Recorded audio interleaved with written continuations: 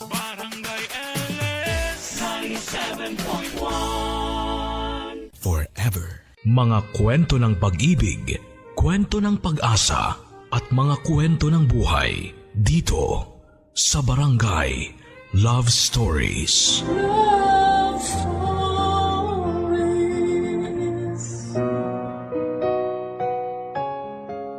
Kung dumating ang araw na mawala ka sa memorya ng taong mahal mo, ipaglalaban mo pa rin ba ang pagmamahal mo kahit na hindi ka na niya nakikilala? O sasabay ka na lang sa agos ng buhay at hahayaang tuluyang ka ng mabura sa buhay at memorya niya? Anong gagawin mo para maalala ka ng taong pinakamamahal mo? Dear Papa Dudut, naniniwala ako na kapag naramdaman mo na ang tinatawag nilang totoong pagmamahal, kahit kailan ay hindi na yon mawawala sa puso mo. Pwedeng dumating ang araw na unti-unting humina ang pandinig natin. Lumabo ang ating paningin, mawala ang panlasa natin, pero ang pagmamahal na minsan nating naramdaman para sa isang espesyal na tao kahit kailan ay hindi yun kukupas o mawawala. Kahit pa nga tuluyan na nating makalimutan ang lahat ng taong naging parte ng buhay natin. Papadudot, ako nga pala si Rod, 61 years old, taga Quezon Province, at isang dating magsasaka. Aaminin ko na wala talaga akong hilig makinig ng radyo, lalo na ng mga drama o kahit musika pa. Laking bukid kasi talaga ako at sanay ako na nagbabanat ng buto bago pa sumikat ang araw hanggang sa lumubog ito. Wala akong ibang alam na gawin kundi ang magtanim ng palay at mga gulay noon. Pero dahil hilig ng asawa kong si Julia ang pakikinig sa radyo, lalo na ng programa mong Barangay Love Stories, kaya naman naisipan ko na ibahagi na rin ang kwento naming mag-asawa na sigurado akong kapupulutan ng maraming aral at inspirasyon ng ating mga kabarangay na nakikinig ngayon. Papadudot, bata pa lamang ay ulila na ako sa mga magulang. Tanging ang tiyaheng ko na lamang na kapatid ng nanay ko ang kumupkop at nagpalaki sa akin. Pero hindi rin magaan ang buhay nilang pamilya dahil meron silang 11 anak ng asawa niya. Kaya naman nang makatapos ako ng grade 6 ay hindi na rin ako nagpumilit pa na tumuloy ng pag-aaral sa high school. Naghanap na lamang ako ng mapagkakakitaan para makatulong sa tiyahin ko. Nagsimula ako sa pagiging tagabantay at tagapaligo ng mga kalabaw sa lugar namin. Naging kargador din ako ng mga sako ng palay at gulay hanggang sa pasukan ko na ang pagsasaka noong nasa tamang edad na ako at kaya na rin ang pangangatawan ko. Papadudot, hindi madali ang buhay at trabaho naming mga magsasaka. Sa trabahong ito ko talaga nakasanayan na umalis ng bahay nang wala pang araw at umuwi ng palalim na ang gabi.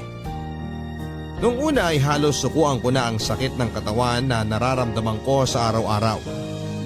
Pero ang naiisip ko noon ay ano pa ba ang ibang trabaho na makukuha ko, grade 6 nga lang ang natapos ko. Kaya naman minahal at tinanggap ko na ng totoo ang trabaho ko bilang magsasaka.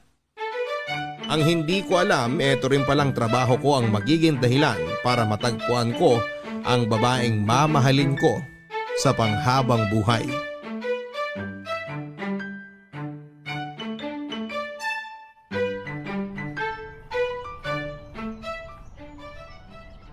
Rod, tama na muna yung trabaho. Magpahinga muna tayo at magtanghalian. Naku, mauna na po kayo, Manong Leo. Mamaya na lang po ako kakain at hindi pa naman po ako nagugutom. Anong sinasabi mong hindi ka pa nagugutom? Kanina ko pa naririnig na kumakalami ang sikmura mo eh.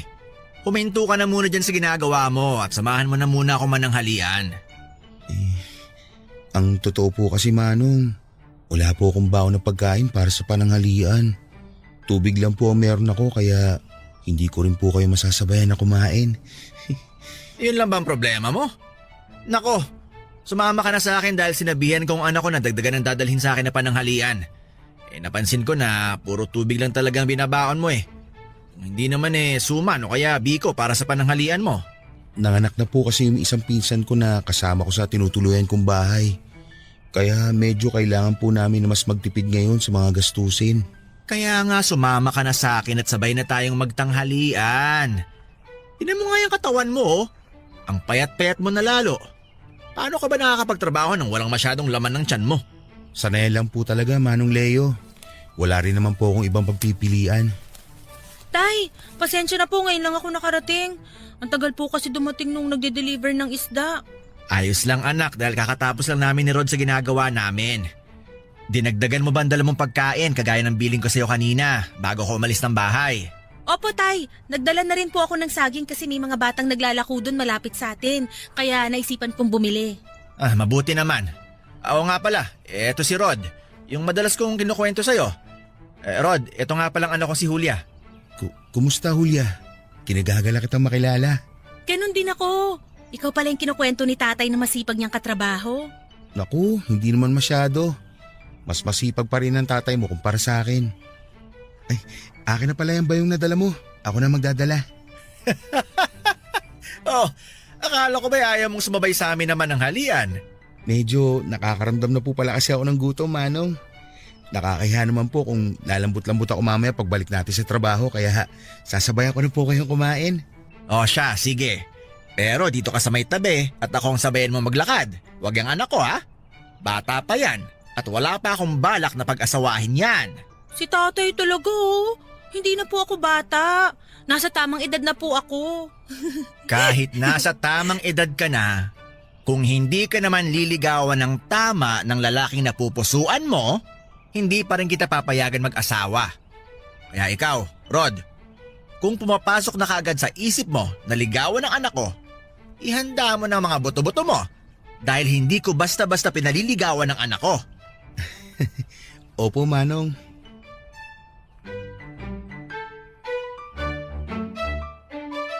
Papadudot nung una ay wala na talaga akong balak na mag-asawa o bumuo ng sarili kong pamilya. Nakita ko kasi sa mga pinsang ko na nag-asawa at nagkaroon ng mga anak kung gaano kahirap ang buhay at kung gaano sila nahihirapan.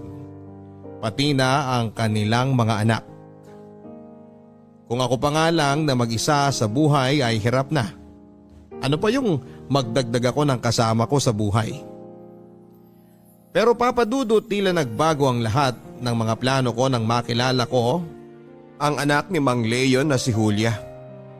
Bago lamang silang mag-ama sa lugar namin at masasabi ko na sobrang bait talaga ni Mang Leo.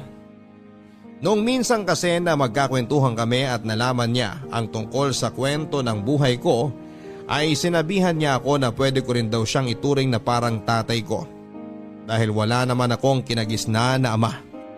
At noong araw na ipinakilala niya sa akin si Julia, kahit alam ko na medyo pabiro ang mga bilin niya tungkol sa pagpapaligaw niya sa anak niya, ramdam ko na istrikto talaga siya pagdating sa bagay na yon. Kaya nga matagal ko ring pinag-iisipan kung dapat ko bang ituloy ang plano kong panliligaw sa kanya. Kaya lang papadudot mula nang makita at makilala ko nga si Julia, ay hindi na talaga siya maalis-alis pa sa isipan ko. Palagi din akong may kaba na nararamdaman sa tuwing makikita ko siya na pilit kong hindi pinapahalata. Hanggang sa dumating na nga po ang araw na nag-decide akong umakyat na ng ligaw sa babaeng napupusuan ko, papadudot.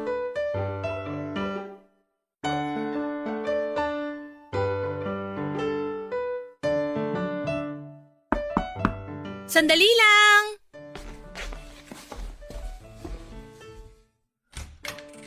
Oh, Rod, ikaw pala yan. Magandang umaga, Julia. Magandang umaga rin naman. Bakit pala napadaan ka? Wala pa si tatay nasa palengke pa. Pero pauwi na rin siguro siya. May bibilin ka ba? Ang totoo, hindi kasi siya yung dahilan kung bakit ako nandito. Ha? Ano palang pakay mo at napadalaw ka? Hindi kung hindi sino ang pakay ko. Julia, ikaw talaga ang dahilan kung bakit ako nandito ngayon. Ako? Oo, pero kung abala ka ngayong araw na to, pwede naman akong bumalik na lang sa ibang... Hindi, ayos lang. Halika, pasok ka muna. Sige, salamat. Eto nga pala, may dala akong bulaklak para sa'yo. Araw kasi ng mga puso ngayon kaya naisipan kong bigyan ka nito. Salamat. Ang ganda naman itong mga waling-waling na dala mo. Pasensya ka na kung yan lang ang bulaklak na nadala ko ha. Yan kasi ang pinaka namulaklak sa bakuran namin ngayong araw. Ano ka ba? Ayos lang. Paborito ko kaya to. Talaga? Paborito mo yan? Mabuti na lang pala at yan ang dinala ko. Julia! Kunin mo nga itong isda na binili ko. At ito na iluto mo para sa... Oh, Rod, anong ginagawa mo dito sa bahay namin? Magandang umaga po, Manong Leo. May dala po pala akong suma na gawa ng tiyahin ko. Tamang-tama po to para sa mainit na kape. Ano namang naisipan mo at nagdala ka ng suman dito sa amin? Nagluto po kasi ang tiyahin ko nito kagabi. At nagtabi po ako para sa inyo. Dahil nabanggit niyo po noon na paborito rin to ni Julia. Ang ibig mong sabihin, para lang pala yan sa anak ko at hindi para sa akin? Hindi po. Para din po sa inyo to, Manong. Kaya eto po, at dinagdagan ko talaga ang dala ko. Si tatay talaga oh. Tinakot pa si Rod. Balak mo bang umakyat ng ligaw sa anak ko, Rod? Ha? Opo. Kung papayagan ninyo po ako. Ay, mapipigilan ba kita nandito ka na. Halika't sumama ka sa akin sa likod ng bahay. Tay, ano pang gagawin niyo sa likod ng bahay kasama si Rod? Hindi pa kasi ako nakapagsibak ng kahoy para sa panggatong natin. Ipapasibak ko na kay Rod ang mga nakatambak na kahoy dun sa likod. Siguro naman, ayos lang sa'yo, Rod. Opo. Siyempre po wala pong problema sa akin. Alam niyo naman po na sanay ako sa mga ganung gawain. Kahit araw-araw ko pa kayong ipagsibak ng kahoy, wala pong magiging problema sa akin. At gagawin ko po ang lahat para mapatunayan ko po sa inyo na seryoso po ako sa pag-akyat ko ng ligaw sa inyong anak. Papadudot, pinayagan na nga ako ni Mang Leo na ligawan si Julia at masasabi ko na hindi talaga naging madali ang lahat. Kung noon ay napakabait sa akin ni Mang Leo, bigla na lang nagbago ang pakikitungo niya sa akin mula nang magpaalam ako na liligawan ko ang anak niya. Hindi ko masasabing sumama ang ugali niya pero naging mas seryoso at istrikto siya sa tuwing magkasama kami sa trabaho at sa bahay nila. Marami rin siyang pinagawa sa akin kagaya na lamang ng pagsisibak ng kahoy para gawing panggatong nila sa pagluluto. Pag-iigib ng tubig mula sa poso na may 4 na kilometro ang layo mula sa bahay nila. At dumating din ako sa punto na kinausap ko ang mga pinsang kong lalaki para tulungan akong haranahin si Julia. Marami pa akong ginawa na mahihirap na bagay para lamang maligawan si Julia na hindi ko na iisa-isahin pa. Pero hindi ko yon ginawa dahil gusto yon ni Mang Leo at wala akong pagpipilian. Ginawa ko ang lahat ng yon para mapatunayan sa kanya na seryoso ako sa pagmamahal ko sa anak niya. Papadudot, habang tumatagal na mas nakikilala ko ng lubusan si Julia, ay mas lalo ko siyang minamahal. Marami kasing katangian sa kanya ang talaga namang kamahal-mahal. Matagal na rin pala siyang ulila sa nanay at tanging si Manong Leo na lamang ang kasama niya sa buhay. Kaya naman hindi ko masisisi si Manong kung sobra itong maghigpit sa kanya. Nangako naman ako kay Julia. Nagagawin ko ang lahat para makuha ang tiwala ni Manong Leo na kahit kailan ay hinding-hindi ko sisirain. Papadudot, habang tumatagal ay mas lalong nagiging mahigpit sa amin ni Julia si Manong Leo. Sinabihan niya pa ako na ayaw niya raw na magpapaabot ako ng gabi sa bahay nila at wala pang 1 oras kung payagan niya akong dumalaw sa kanila. Halos pinagawa din niya sa akin ang lahat ng mabibigat na gawain sa kanilang bahay. Pero hindi ako sumuko at mas lalo akong naging porsigido sa panliligaw ko sa anak niya. At pagkatapos nga ng 2 taon na panliligaw ko kay Julia, ay hindi na sayang ang lahat ng paghihirap ko. Dahil ibinigay na rin niya sa akin ang pinakaaasam kong oo para sa lahat ng pagsubok na pinagdaanan ko. Papadudot, tumagal ng 3 taon ng relasyon namin ni Julia bilang magkasintahan bago kami nag-decide na magpakasal. Hindi naman na yon tinutulan pa ni Manong Leo dahil pareho na kaming nasa tamang edad ng anak niya. At sa araw ng kasal namin ay binigyan kami ni Manong Leo ng sariling bahay at lupa na pwedeng sakahan bilang regalo niya sa aming dalawa. Papadudot, naging napakasaya ng unang mga taon ng pagsasama namin ni Julia. Doon ko rin siya mas nakilala at mas lalong minahal. Doon ko rin po na-realize na hindi talaga nagkamali ang puso ko sa pagpili ng babaeng mamahalin nito. Sobrang maasikaso, malambing at mapagmahal na asawa kasi ni Julia. Palagi niya pa rin kaming dinadalhan ni Manong Leo ng pananghalian kahit pa ipinagbubuntis na niya ang unang anak namin. Hanggang sa makapanganak na nga siya at nasundan pa ng 3 ang mga anak namin. Papadudot, habang lumalaki ang mga anak namin ay mas lumalaki rin ang mga gastusin sa bahay. Nagsimula na kaming magipit at dahil ako ang padre di pamilya sa bahay ay ayokong masanay kami na palaging humihingi ng tulong sa tatay niya. Kaya naman ginawa ko ang lahat para makapag-abot ng sapat na pera kay Julia para sa bahay. At kung hindi man sapat ang perang inabot ko, si Julia naman ang gumagawa ng paraan para mapagkasya yon. At kahit gaano pa kami nagigipit na mag-asawa, kahit kailan ay hindi niya ako inaway o sinumbatan sa perang inabot ko sa kanya na para sa pamilya namin. Wala akong naririnig na reklamo sa kanya at pilit niyang pinagkakasya ang lahat para sa amin. Kahit malaki o maliit man ang inaabot ko sa kanyang pera, palagi lang siyang malambing sa akin, maasikaso at maalaga, Papadudot. Sinisigurado niya na pagdating sa bahay ay wala na akong ibang gagawin kung hindi ang magpahinga na lamang. Ganon siya kabait, Papadudot. Ganon kabuti ang asawa ko.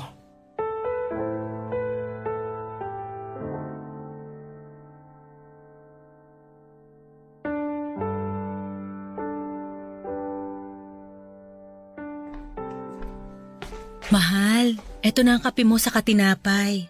Magpahinga ka muna at magmerienda. Maya-maya pa uwi na rin ang mga anak natin mula sa eskwela. Mabuti naman dahil papalubog na rin ang araw. Ayokong abutan sila ng gabi na nasa labas pa rin ng bahay. Naku, ang asawa ko. Habang tumatagal, nagiging mahigpit na tatay talaga. Hayaan mo nang paminsan-minsan makapaglakwatsa ang mga bata. Ayoko nang nasasanay silang palaging nasa labas ng bahay na to. Gusto ko, hanggat kaya ko silang kontrolin at disiplinahin, ay gagawin at sasamantalahin kong pagkakataon na yun. Ikaw ang bahala, mahal. Matalino naman ang mga anak mo, kaya sigurado akong naiintindihan nila kung bakit ka naghihigpit sa kanila. Oo nga pala, mahal. Pasalubong ako sa'yo. Ang paborito mong waling-waling. Pinitas ko dun sa bakur na kumpare natin nung mapadaan ako sa kanila kanina. Naku, mahal, salamat. Hindi ka na dapat nag-abala pa ng ganito kasi matatanda na tayo. Hindi naman ibig sabihin na matatanda na tayo tapos na akong ligawan ka. Dahil kahit uugod-ugod na tayo, gagawin ko pa rin ang lahat para mapaglingkuran at mapakilig ka. Ang sweet talaga ng mahal ko. Siyempre sabi nga nila, kalabaw lang ang tumatanda at nawawalan ng tamis sa katawan. At hindi mangyayari sa atin yun. Mahal, eto na rin pala yung kinita ko para sa huling ani natin ng palay. Ayan, tamang-tama dahil kailangan na rin nating bayaran ang matrikula sa eskwelahan nila Wendy para makapag-exam siya. Oo nga pala. Pinaalala mo nga pala sa akin na kailangan mo na mas malaking budget para sa buwan na to. Huwag mo nang isipin yun. Ayos na tong binigay mo sa akin dahil alam ko naman na ginawa mo ang lahat para makapagtrabaho ng maayos. Ako na lang ang gagawa ng paraan para sa kailangan pang bayaran dito sa bahay. Pasensya ka na, mahal ha. Ang baba kasi talaga ng kuha nila sa mga palay natin eh. Halos nababawi lang natin ang nilabas nating pera na para sa puhunan. Madalas nga ay abonado pa tayo dahil sa nangyayari na to. Mahal, huwag ka nang panghinaan ng loob dahil naiintindihan ko naman ang sitwasyon natin ngayon. Kaya ko namang diskartihan ng ibang gastusin dito sa bahay at doblehin ang pagtitipid natin sa ulam. Isa pa, dumaan dito si tatay kanina at nag-iwan ng mga gulay at prutas. Sa mga pagkain pa lang na yun, malaki na ang matitipid natin. Kaya wag mo nang masyadong alalahanin pa ang tungkol sa pera. Salamat talaga, mahal ha. Alam mo ba sa tuwing pinanghihinaan ako, sa'yo lang talaga ako kumukuha ng lakas ng loob. Sino pa ba naman ang magdadamayan dito at magtutulungan kung hindi tayo rin na mag-asawa? Saka alam mo, mahal, napansin ko pala na nangangayayat ka na. Pwede bang bawasan mo ang labis na pagpupuyat, lalo na ang labis na pagtatrabaho? Ito lang naman ang kaya kong gawin para sa pamilya natin. Ang magsipag sa trabaho. Pero hindi ibig sabihin nun, pababayaan mo na ang katawan mo. Mahal, huwag mong masyadong isipin ang mga tumataas na bilihin sa palengke o ang mga gastusin dito sa bahay. Ang isipin mo, ang kalusugan mo. Dahil yun ang mas importante sa akin at sa amin ng mga anak mo. Ikaw mismo at hindi ang pera na pinaghirapan mo. Kaya mahal, please lang. Huwag mong pabayaan ang sarili mo para na rin sa amin ng mga anak mo.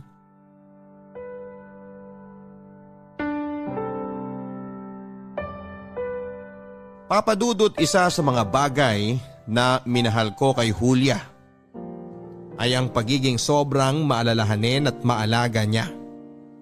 Palagi niya akong inuuna at ang mga anak namin kesa sa sarili niya. Palagi niyang pinaparamdam na kami ang buhay niya. Kaya dapat ay mas palagahan namin ang aming mga sarili kesa sa kinikita kong pera sa trabaho. Papadudot, sabi nga nila ay walang hindi kakayanin ng mag-asawa. Basta nagtutulungan at sabay silang dalawa na nagsusumikap. Dahil pagkalipas ng halos 30 taon na pagsasama namin ni Julia bilang mag-asawa, ay unti-unti nang gumaan ang buhay namin sa wakas. Napagtapos na kasi namin sa kolehiyo ang 2 anak namin at tumutulong na sila sa amin ni Julia sa mga gastusin sa bahay. Nang mga panahon na yon ay wala na nga akong mahihiling pa para sa pamilya namin, Papadudot. Dahil kahit paano ay nakikita ko na unti-unti na naming nalalampasan ang bawat pagsubok na ibinabato sa amin. Kaya nga hindi ko talaga makakalimutan ang magpasalamat sa Diyos para sa mga biyayang ibinibigay sa amin, lalo na sa akin. Meron akong 4 na matatalino at masunuring mga anak. Meron pa akong mapagmahal at maalaga na asawa. Papadudot, akala ko ay pwedeng pangmatagalan ang kasiyahan na nararanasan namin at ng pamilya ko. At akala ko rin ay tapos na ang mga pagsubok na ibinigay sa amin upang kami ay mas lalong patatagin. Ang hindi ko alam ay magsisimula pa lang pala ang mas mabibigat na mga pagsubok. Papadudot, 2 linggo bago namin ipagdiwang ang aming 31st wedding anniversary ay nakatanggap kami ng isang napakasamang balita. Umuwi kasi noon ang tatay ni Julia sa Bicol at nalaman na lang namin na nasa biyahe pa lamang ay binawian na ito ng buhay dahil biglang inatake sa puso. Papadudot, hindi naging madali para kay Julia at sa pamilya namin ang nangyaring yon kay Manong Leo. Alam ko kasi kung gaano kamahal na ang asawa ko ang biyenan ko. Bago pa ako dumating sa buhay niya ay silang 2 na ang magkasama. Kaya naman dinamayan ko siya sa abot ng aking makakaya. Pinaramdam ko at ng aming mga anak sa kanya na marami pa kaming nagmamahal sa kanya. Hanggang sa inabot nga ng 1 taon bago unti-unting natanggap ni Julia ang pagkawala ng tatay niya. Mahal, mabuti naman at gising ka na. Nakapaghain na ako ng almusal kasi maagang pumasok ang mga anak natin sa eskwela. Pati sina Wendy pumasok na rin sa trabaho. Ang aga niyo namang nagising ng mga anak natin. Samantalang ako, ngayon pala magsisimula ang araw ko. Ganun talaga, mahal. Para maaga rin ang pasok ng mga biyaya dito sa bahay natin. Makita pa lang kita sa umaga at makasabay sa almusal eh. Wala na akong biyaya pang hihintay na dumating sa buhay ko. Ang aga-aga, nambobola ka na kagad dyan. Inumin mo na nga tong kape mo bago pa lumamig. May pandesal na rin dito na pinalamanan ko ng keso. Binili ko to kanina lang dyan sa bakery sa labas. Sige mahal, salamat. Medyo nagugutom na rin talaga ako. Teka mahal, bakit ganito ang lasa ng kape mo? Bakit? Masyado bang naparami ang lagay ko ng asukal? Hindi mahal eh, pero may mali sa lasa nito. Teka, asin bang nilagay mo dito sa halip na asukal? Ha? Hindi. Siyempre asukal lang nilagay ko dyan. Para kasing asin eh. Saka bakit itim ang palaman nitong pandesal? Akala ko ba keso to? Eh kaya naman pala itim ito eh. Kasi kape itong nakapalaman sa pandesal. Paano naging kape yan? Keso ang nilagay ko dyan. Sigurado ako. Ito pa nga ang keso na hiniwa ko. Teka. Bakit nga ba walang bawas tong keso na to? Ito rin yung pinalaman ko sa pandesal na baon ng mga anak natin. Rod, maniwala ka. Keso talagang pinalaman ko sa pandesal na yan. Keso at hindi kape. Mahal, kumalma ka muna.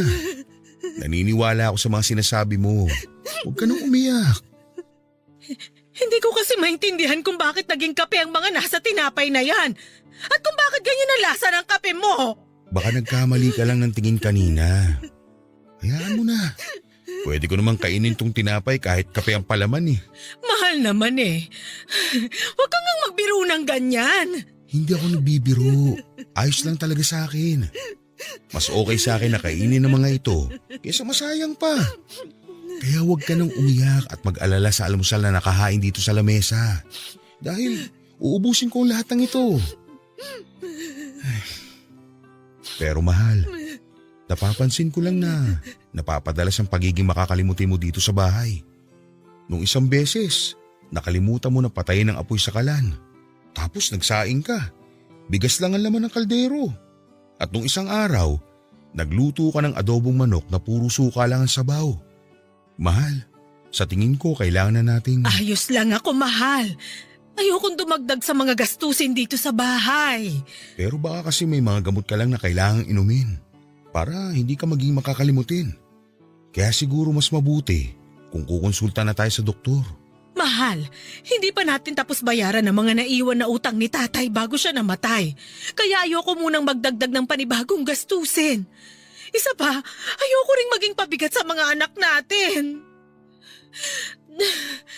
Pasensya na talaga kung nagkakaganito ako nitong mga nakaraang araw. Pipilitin ko na lang na ayusin ang bawat kilos ko dito sa bahay. Mahal, huwag mong isipin na pabigat ka. Wala kang kasalanan dahil hindi mo ginusto kung may mga bagay ka nakakalimutang gawin. Basta kung may kakaiba kang nararamdaman o nahihirapan kang kumilos, magsabi ka lang kagad sa akin. Ay, oo, mahal. Pasensya na talaga.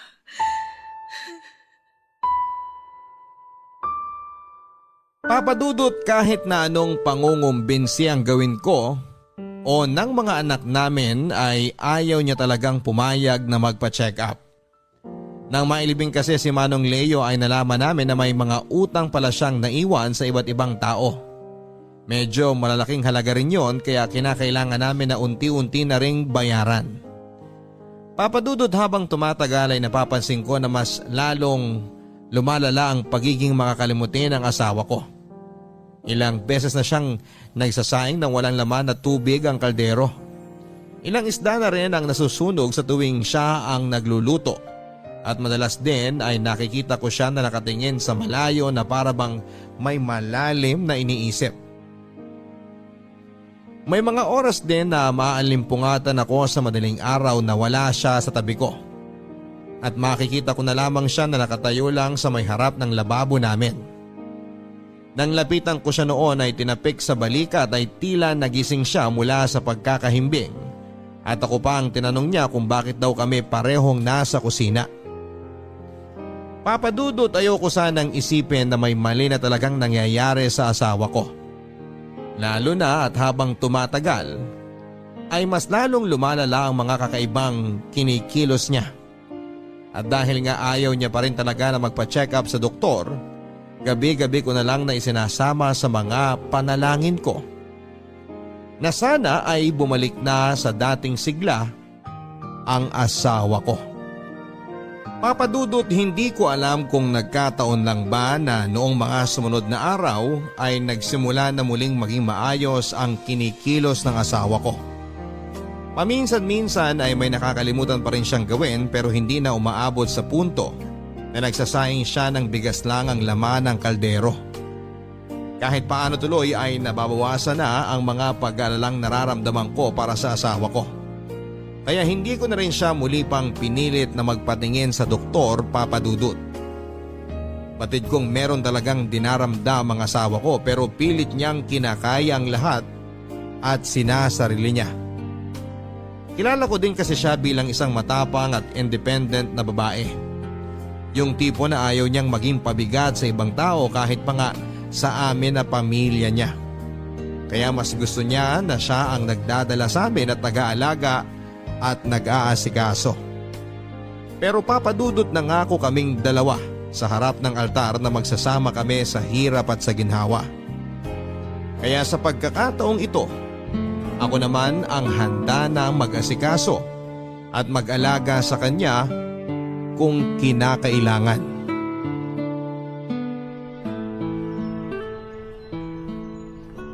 Wendy anak, saan ka pupunta? Akala ko ba wala kang pasok sa trabaho ngayon? Wala nga po, Tay. Pero aalis lang po ako sandali para bumili ng shampoo at sabon natin. Isasama ko na rin po ang toothpaste dahil paubos na rin po yung natitira. Ganun ba? Huwag ka na lang masyado magpapagabi sa labas ha.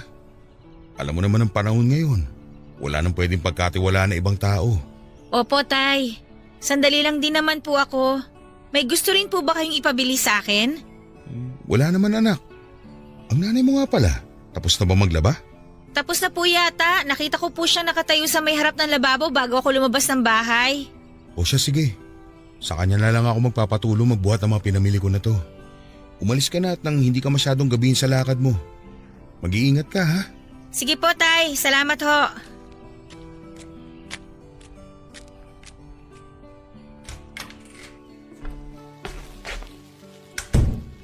Mahal, pakitulungan naman ako dito sa mga dala kong gulay at prutas oh.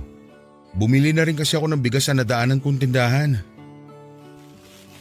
Mahal, nandiyan ka ba sa kusina? Mahal, kanina pa kita tinatawag. Ano ba kasing ginagawa mo dyan sa kusina at… Diyos ko mahal, bakit napakagulo dito sa kusina?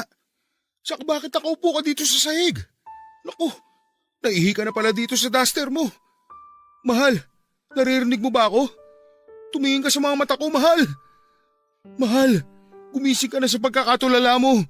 Tumingin ka sa mga mata ko, mahal. Sino ka? Mahal, sa wakas nagising ka na. Akala ko kung ano nang… Huwag mo akong hawakan! Sino ka ba talaga? Umalis ka sa harap ko, kung hindi, sisigaw talaga ako! Julia, ano ba nangyayari sa'yo? Ako to, si Rod, ang asawa mo. Rod? Wala akong kilalang Rod! Umalis ka dyan dahil hindi kita kilala! Julia, ano ba talaga nangyayari sa'yo? Sino ka ba talaga? Bitiwan mo nga ako! Huwag mo akong yakapin! Bakit ba hindi mo ako makilala? Ako nga to, ang asawa mo. Bitiwan mo ako! Huwag mo akong yakapin! Bitiwan mo ako!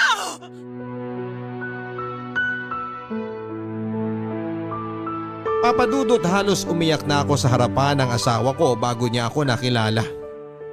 Nang makita niya ang kanyang sarili na nakaupo sa sahig na basa ng ihi niya, ay naiyak na rin siyang yumakap sa akin habang paulit-ulit na humihingi ng pasensya.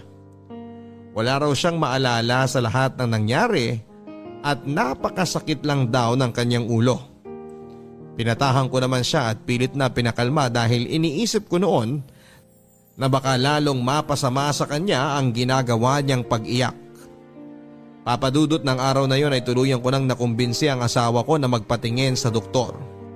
At noon nga din ay nalaman namin na meron siyang early onset Alzheimer's disease. Isang uri ng sakit ng pagkalimot na pwede raw niyang namana mula sa mga magulang niya. Isa rin daw na pwedeng naging dahilan ng maagang paglabas ng mga sintomas ng sakit na yon ay ang labis na stress at kalungkutan niya mula sa pagkawala ng kanyang tatay. Papadudot sa pagkakataon na ito ay hindi po talaga naging madali sa aming pamilya. Lalo na sa aming mag-asawa ang sitwasyon namin dahil sa sakit ng asawa ko. Hindi na kasi siya pwedeng maiwan ng matagal sa bahay nang walang ibang kasama. Hindi rin siya pwedeng lumabas o kahit na pumunta sa palengke na siya lang mag-isa, at ang pinakamahirap na parte sa lahat ay yung mga oras na hindi niya talaga kami nakikilala.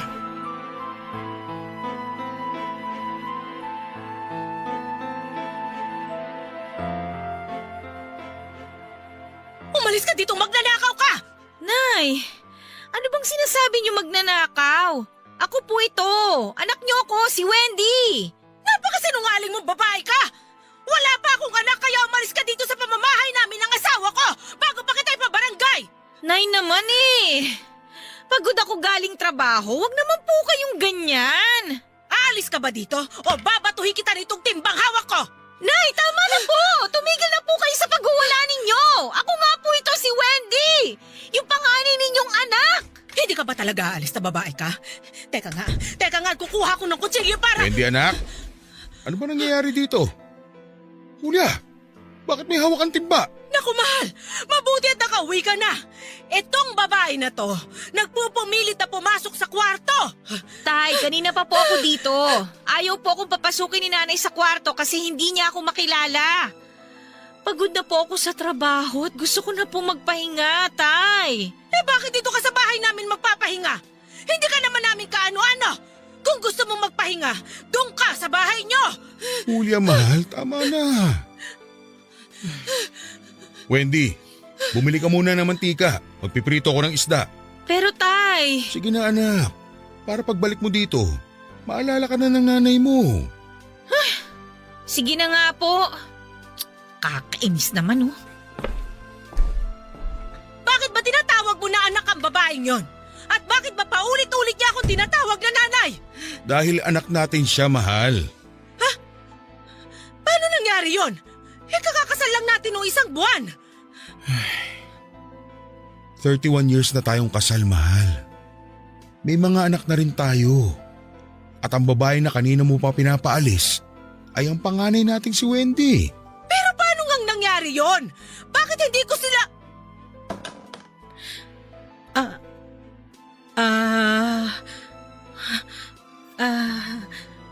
Sorry mahal. Hindi ko sinasadyang makalimutan ang mga anak natin. Nasaan ba si Wendy? Ihingi ako ng tawad sa kanya. Inutusan ko muna sandali sa labas. Babalik din siya kaagad. Sorry talaga, mahal. Tahan na, mahal. Hindi mo kailangan mag-sorry sa akin o sa amin ng mga anak mo. Ang mahalaga ngayon, naaalala mo na ulit kami. Halika, aalalayan kitang makaupo para makainom ka na ng gamot mo. Mahal, salamat ha. Salamat sa lahat ng pag-unawa mo sa akin. At sa sakit ko na to.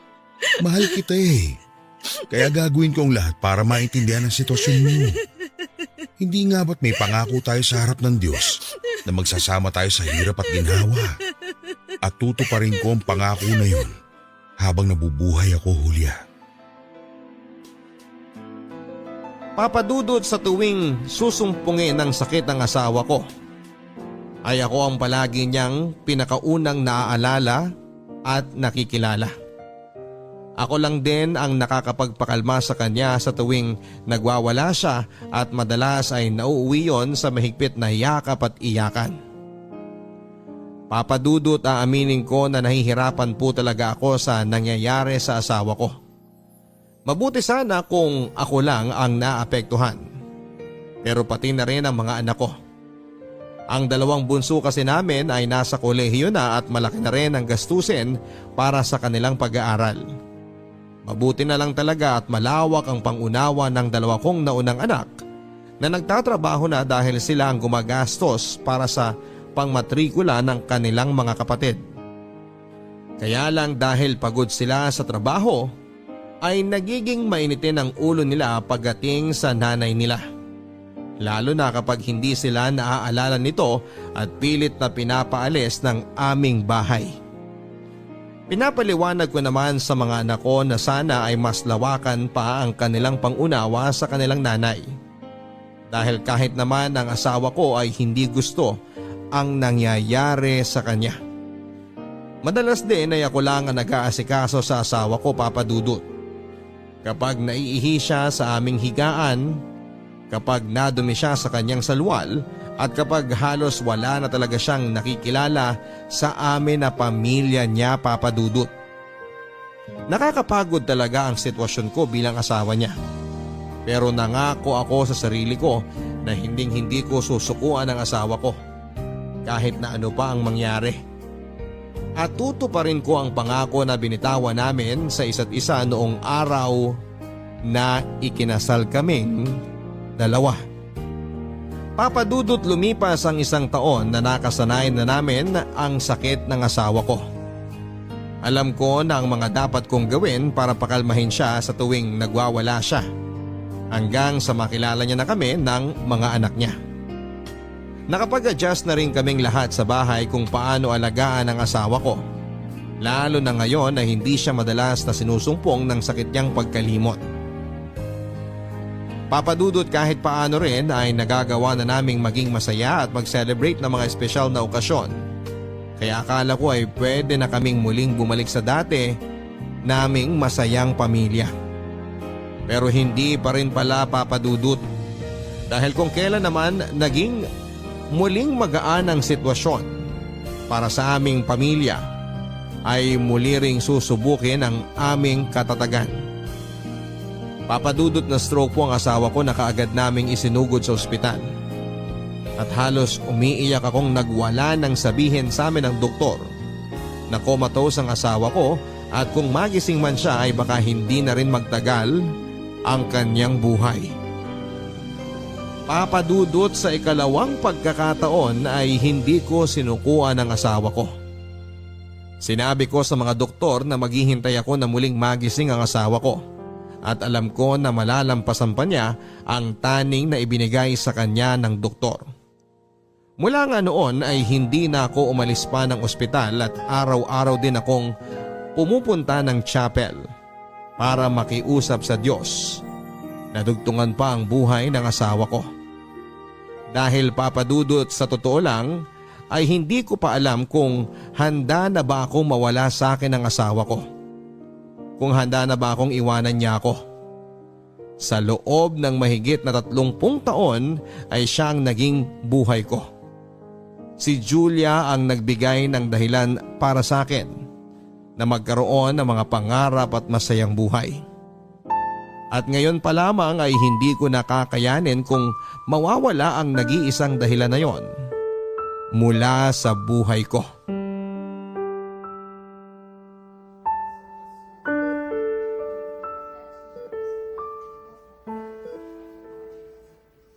Tay, dinalhan ko po kayo ng pagkain tsaka damit na pamalit sa suot ninyo ngayon. Salamat, Wendy. Iwan mo na lang muna dyan at mamaya na ako kakain. Sige po. Nakausap ko po pala yung doktor kanina. Ang sabi niya, stable na raw po si nanay at pwede na siya magising anumang oras. Sinabi niya rin yan sa akin kagabi, anak. Kaya nga, kahit papano ay gumagaan na ang loob ko ngayon. Pero tay, alam niyo na rin po siguro na sa oras na magising si nanay, pwede pong… Anak, magtatagal pa ang buhay ng nanay mo. At naniniwala ako na matagal pa rin natin siya makakasama. Ay, sige na. Iwan mo na lang muna kami dito ng nanay mo. Sige po tay, bibili lang po ako ng kape sa kantin.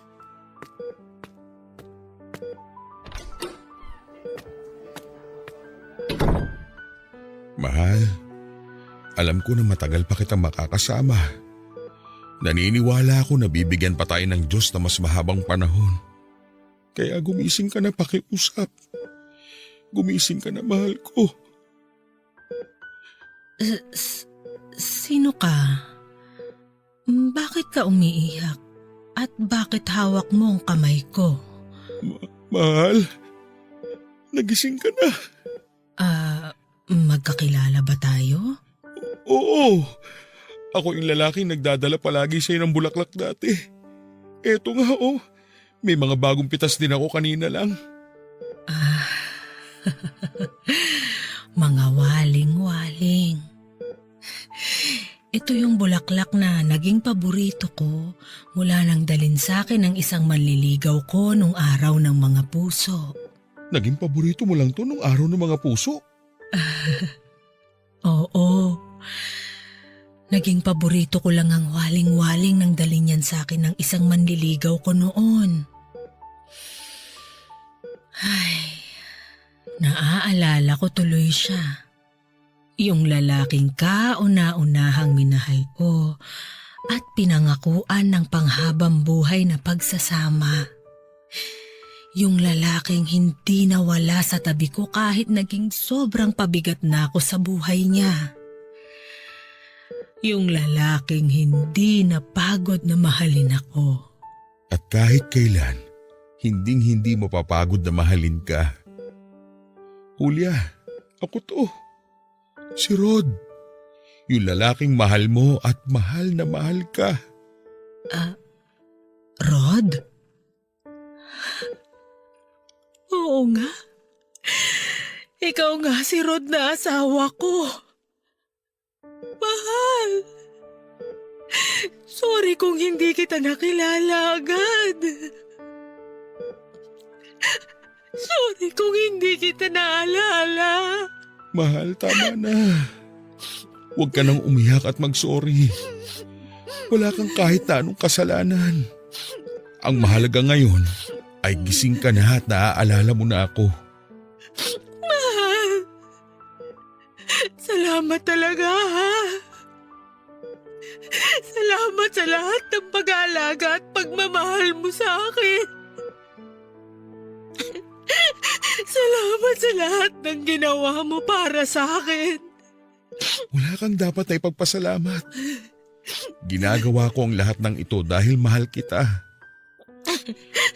Mahal, kung sakali man na muling mawala ang alaala ko at sa mga oras na hindi na kita nakikilala, tandaan mo sana na mawala man ang lahat ng tao sa memorya ko.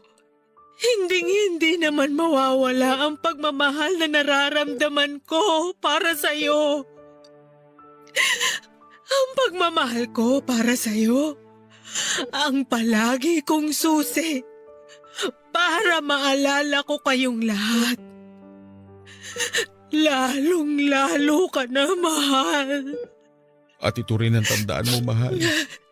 Kahit kailan, hindi ako mapapagod na iparamdam sa'yo kung gaano ko kaswerte dahil ikaw ang asawa ko. Palagi kong ipaparamdam sa'yo kung gaano kita kamahal mula nung unang araw na nagkakilala tayo hanggang sa habang buhay na magkakasama tayong dalawa. Mahal na mahal kita, Julia. Mahal na mahal.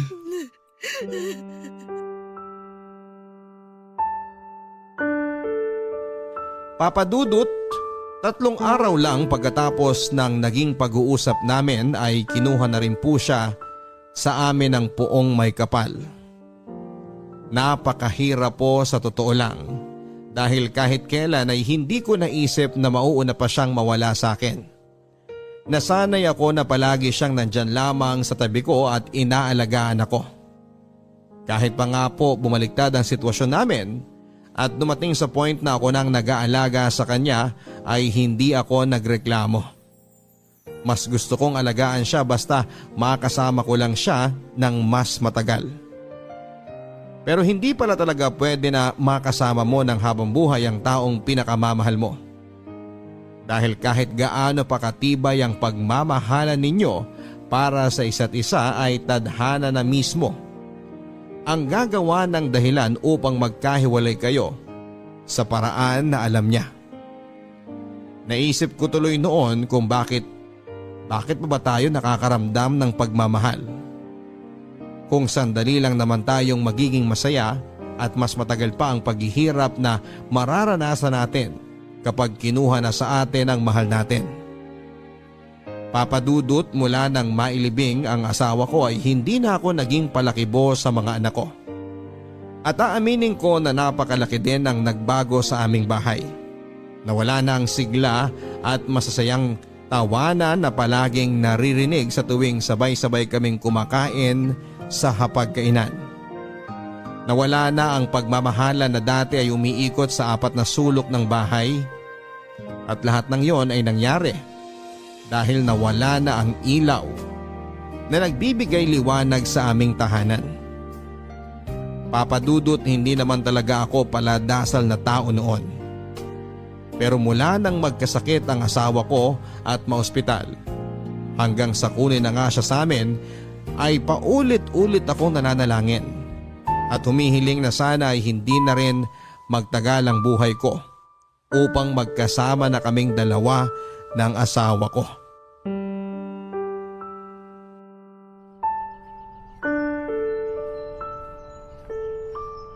Mahal, kamusta ka na dyan?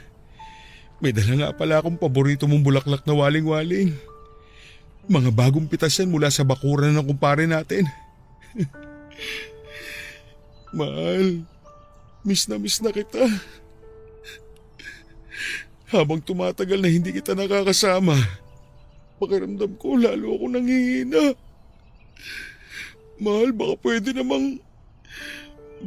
namang pakiusapan mo ang Diyos na pasunurin na ako sa iyo kaagad. Kasi parang hindi ko na kaya. Hindi ko na kayang gumising sa umaga nang wala ka sa tabi ko, mahal. Mahal, sobrang miss na kita. Kung alam mo lang. Tay, sabi ko na nga ba dito ko kayo mahahanap sa may puntod ni nanay eh. Pauwi na rin ako maya-maya lang. Mauna ka na at palalim na ang gabi. Susunod na lamang ako. Hihintayin ko na po kayo para sabay na po tayong umuwi. Wendy anak, may isang tanong lang ako sa iyo. Naging mabuti ba akong ama sa inyo ng mga kapatid mo? Sobra po, Tay.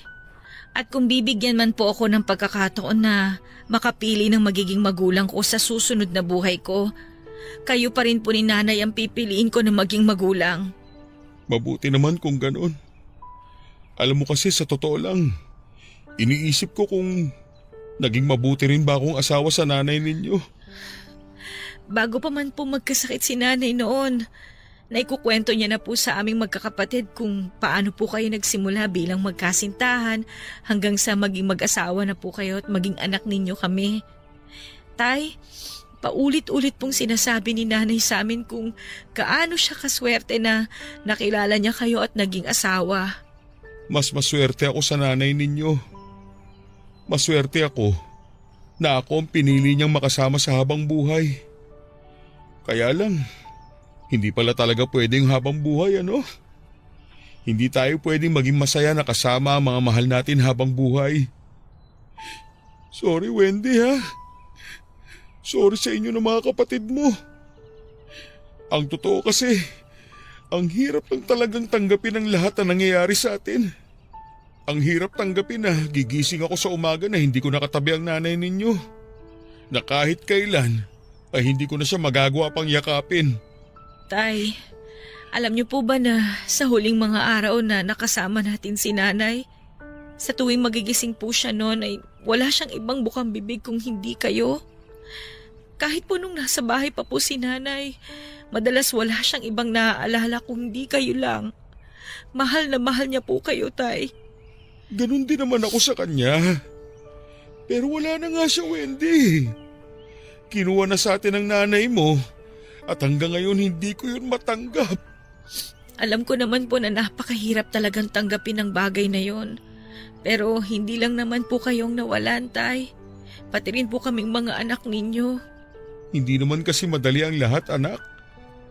Napakahirap para sa akin ang pagkawala ng nanay ninyo. Siguro nga po, hindi namin talaga maiintindihan ang sakit na pinagdadaanan ninyo ngayon dahil kayo po ang mas matagal na nakasama ni nanay. Pero tay, hindi rin naman po niya gugustuhin na makita kayo nagkakaganyan. Dahil kahit tanungin niyo po ang mga kapatid ko, ilang ulit po niyang ibinilin sa amin na huwag namin nga hayaan na makulong kayo sa lungkot dahil sa pagkawala niya. Ay, pero tay, hindi po namin alam kung paano gagawin yun kung kayo mismo hindi ninyo tinutulungan ang sarili ninyo. Patawad, anak. Hindi ko lang kasi alam kung paano talaga mag-uumpisa ulit. Mahal na mahal ko kasi ang nanay ninyo. Siya ang naging buhay ko sa napakaraming taon na lumipas. Hayaan niyo po na sana matulungan namin kayo sa pag-move on niyo, tay. Sabay-sabay natin na pag-aralan tsaka tanggapin na kahit kailan hindi na talaga babalik si nanay sa atin. Pero hindi naman po ibig sabihin na natanggap na natin na wala na siya. Kalilimutan na po natin siya.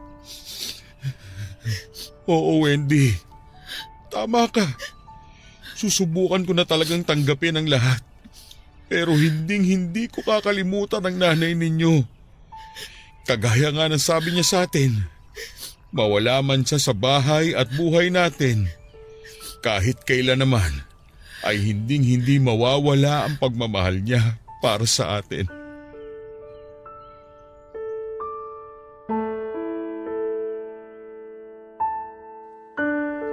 Papa Dudut, alam kong tama naman ang lahat ng sinabi ng anak kong si Wendy. Kung nakikita lamang ako ng nanay niya na nakakulong sa matinding kalungkutan dahil sa pagkawala niya, ay hindi siya matutuwa. At pwede niya ring ikalungkot ang nangyari sa amin kung nasaan man siya ngayon. Papa Dudut, bago tuluyang mamaalam sa amin noon ang misis ko, ay sinabihan niya ako na magbitaw raw ako ng isang pangako sa kanya.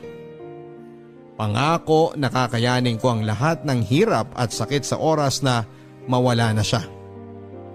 Papa Dudut, nagbitaw ako ng pangako ng araw na yon para lamang mapanatag ang loob ng asawa ko. Kahit ang totoo ay hindi ko alam kung paano ko tutuparin ang pangako na yon. Hindi ko alam kung paano tatanggapin na kahit kailan ay hindi ko na makakasama pa ang pinakamamahal kong asawa. Papa Dudut, kahit gaano kabigat para sa akin ang lahat, ay nag-decide na akong tulungan ang sarili ko. Nakalimutan ang sakit dahil sa pagkawala niya. Ayaw ko rin kasi na maramdaman ng mga anak namin na dalawa kami ng asawa ko na nawala sa kanila. Kaya kinabukasan nga ay sinimulan ko nang mag-move on sa pamamagitan ng paglilinis ng kwarto naming mag-asawa. At habang inaayos ko ang mga gamit niya ay nakakita ako ng isang sulat na alam kong siya ang may gawa.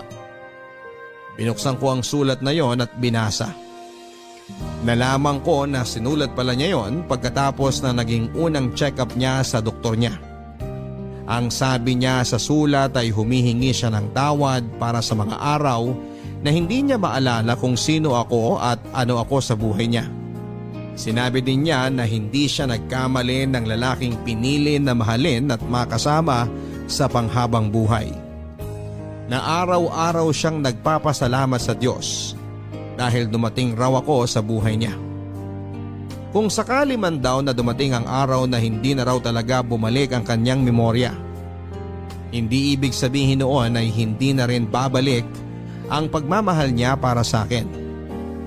Dahil sigurado raw siya na mawala man ang lahat ng kanyang memorya, hinding-hindi naman mawawala ang pagmamahal niya para sa akin. At sa huling parte ng sulat na yon ay nangako siya na sa oras na mauna man siyang mawala sa akin at nagkaroon siya ng pagkakataon na makita niya ang Diyos sa langit, hihiling daw siya na paulit-ulit na sana ay ako pa rin ang lalaking ibibigay sa kanya ng Diyos upang mahalin at pangakuan ng habang buhay. Papadudot ng matapos kong basahin ang sulat ng asawa ko ay natagpuan ko na lamang ang sarili ko na umiiyak habang niyakap ang papel na hawak ko. Muli kong naramdaman ang bigat at sakit dahil sa pagkawala niya. Pero nangako ako ng araw na yon na gagawin ko ang lahat para kahit paano ay hindi na malungkot ang asawa ko sa tuwing makikita niya ako mula sa langit.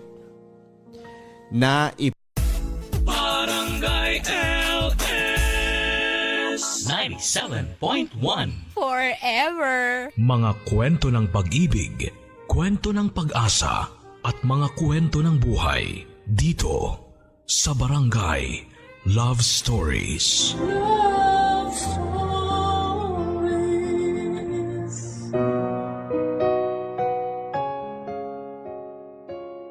Marami sa atin ang nabibiktima ng maling pagmamahal. Marami rin sa atin ang patuloy na nagpapabiktima kahit na alam nilang hindi na dapat dahil akala nila doon lang sila pwedeng maging masaya. Ikaw, kapuso, nabiktima ka na ba ng maling pagmamahal? Hindi na bago sa atin ang pagiging marupok pagdating sa pag-ibig. Marami sa atin ang ilang beses nang nakatisod ng maling pag-ibig pero patuloy pa rin ang pagbangon para muling habulin ang mali. Matagal bago tayo matauhan at maisip nating mali na ang hinahabol natin. Minsan kailangan pang tumodo ang sakit bago mo pakawalan. Minsan kailangan pang maging grabe ang epekto sa iyo bago mo maintindihan na kailangan mo nang bumitaw. Ang ating kwento ngayong araw ay may kinalaman sa pagiging marupok sa maling pag-ibig. Alam kong minsan sa buhay ninyo naging marupok kayo at piniling magpakasaya kahit maling-mali na talaga. Ang kwentong pinadala sa atin ng bidang si Jessa ang magpapatunay na pagdating sa pag-ibig ay hindi gumagana ng tama ang utak natin. Alamin natin ang kanyang kwento dito lamang sa Barangay Love Stories.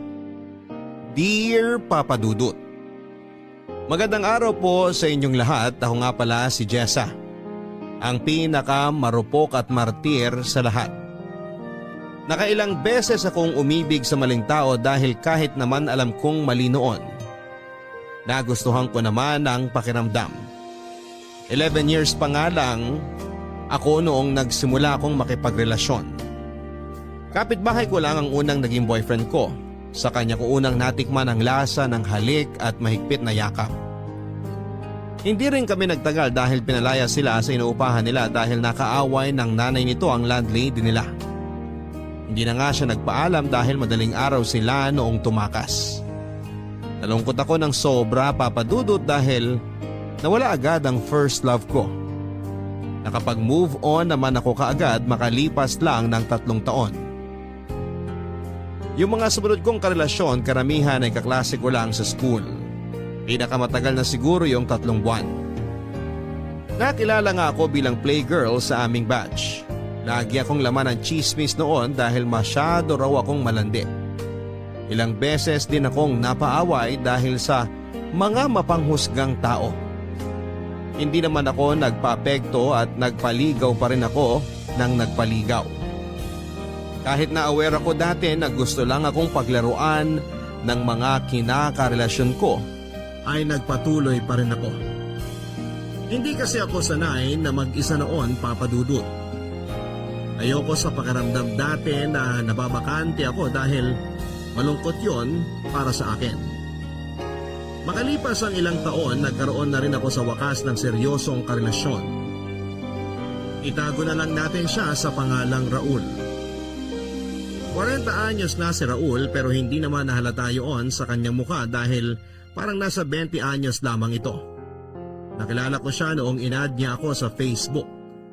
Nagandahan daw siya sa akin at kinilig ako doon. Kaka-break ko lang noon sa isang ex ko noong nakilala ko si Raul. Kaya naman natuwa ako dahil nakatulong siya sa pag-move on ko. Siya lang ang nakausap ko dati at nakakalandian, ganon din naman raw ako sa kanya.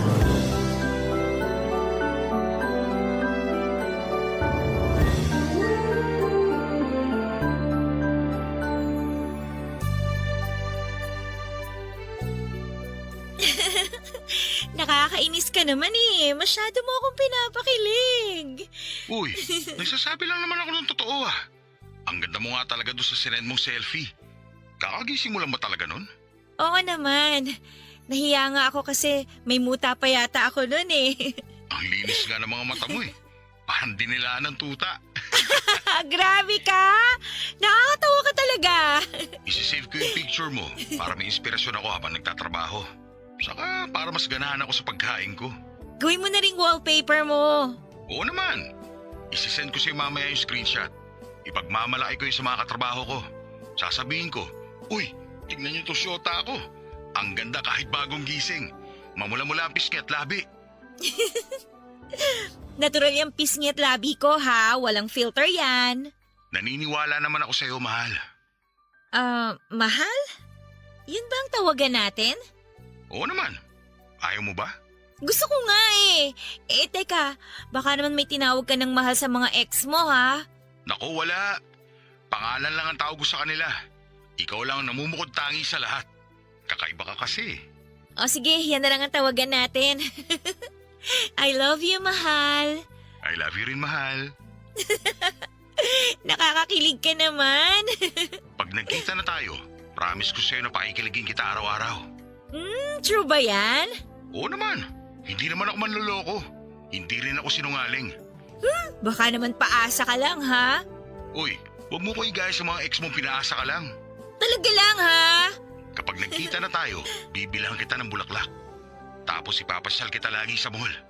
Kakain tayo lagi sa food court. Tapos bibilang kita ng maraming tsokolate. Gusto ko yan! Uy, pati teddy bear ha? Yung pink o kaya pwede ring red. Kahit kasi laki mo pa yung teddy bear. Basta masahod ko eh. Grabe na-excite na ako makita ka tuloy. Gusto na kitang yakapin tapos lambingin lagi. Dapat kiss mo rin ako ha. Oo naman, maraming mauumay ka. Ako mauumay? Kahit siyang labi mo lang ang ulamin ko, busog na ako eh. Nakakagigil yung kapal ng labi mo. Parang pang-artista. Parang model ng lipstick. Binubola mo na naman ako eh. Hindi nga. Grabe kanina ko pa tinitignan yung picture mo. Gusto ko na nga kagatin ng labi mo eh. Wag! Dudugo! Dahan-dahan lang naman. Teka nga, baka kung saan mapunta yung usapan. Eh ano naman ngayon? Magkarelasyon naman tayo eh. Kahit mapunta pa sa, alam mo na. Huwag kang ganyan. Nakakaramdam tuloy ako ng init. Ako rin eh. Magkita na kaya tayo sa Sabado. Hindi na ako makapaghintay eh. Sure ka? Kasi gusto ko na rin eh. Oo, para makagat ko na ang labi mo. At alam mo na. Oh, sige.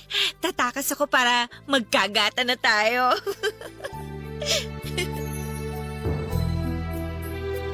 Sa unang pagkikita namin ni Raul ay may nangyari agad sa amin. Nagkatubili pa ako noong una pero napilit niya ako.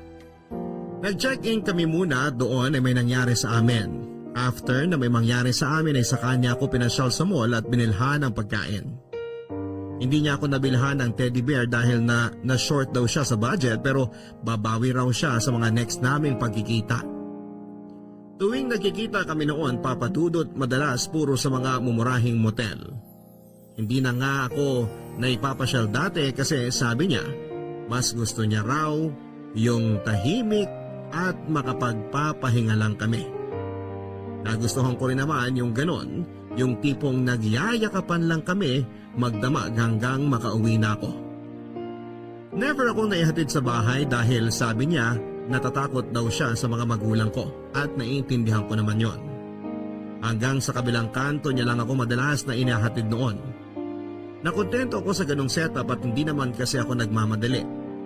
Halos 1 taon na rin kaming magkarelasyon at aaminin kong medyo nanawa na ako noon na puro lang kami motel dati.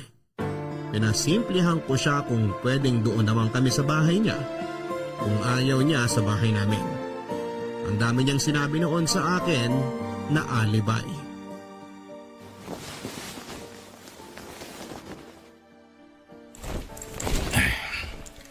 Sunduin na lang ulit kita sa Sabado ha. Huwag ka malilate ha. Alam mo naman bitin tayo lagi sa oras. Ang hirap kasi makatakas kina mama eh. Sisenda kita mamaya ng mga pwedeng palusot para maaga ka makaalis ng bahay nyo. Para naman masulit natin yung pagmumotel natin. Alam mo naman 3 oras lang to eh. Ang mahal pa mag-extend ng 1 oras. Mahal, paano kaya kung wag na lang tayong mag-check-in sa motel? Ha? Eh anong gagawin natin? Magtititigan lang hanggang matapos ang araw. Ang ibig kong sabihin, baka naman pwedeng sa bahay nyo na lang tayo magkita. Doon na lang tayo magstay. Ha? Bakit dun? Walang aircon dun. Maaalibadbaran ka lang. Buti pa dito sa motel, libre lang. May cable pa at libreng sabon at shampoo. Makakapag-charge ka pa ng cellphone mo. Sanay naman ako kahit walang aircon eh. Kahit nga walang electric fan, ayos lang ako, no? Lamigin din kasi ako eh. Basta, mas okay na dito. Para sana hindi ka na rin gumastos lagi ng pang-check-in natin. Ipangkain na lang natin kaysa gumastos sa motel. At least sa bahay ninyo, libre. Para hindi na rin tayo laging nagmamadali pag magtatatlong oras na. Hindi pwede sa bahay eh kasi maraming tao doon.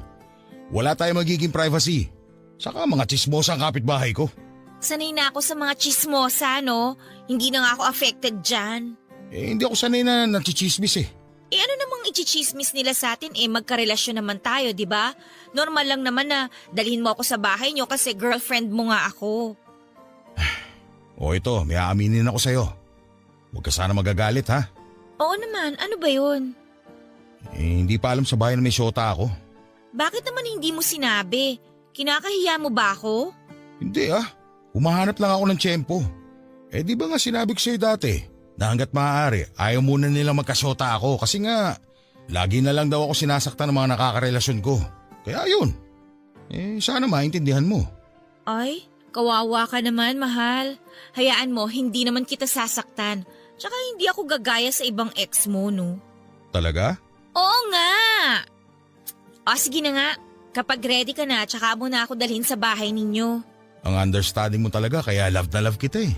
Eh ikaw kaya, maging understanding ka kaya sa sasabihin ko sa'yo? Ano yun? Hindi ako 19 years old. Ha? Magsi-17 pa lang ako next month. Ano? Oh, huwag kang magalit, please. Paano hindi ako magagalit? Niloko mo ako. Anak ka ng...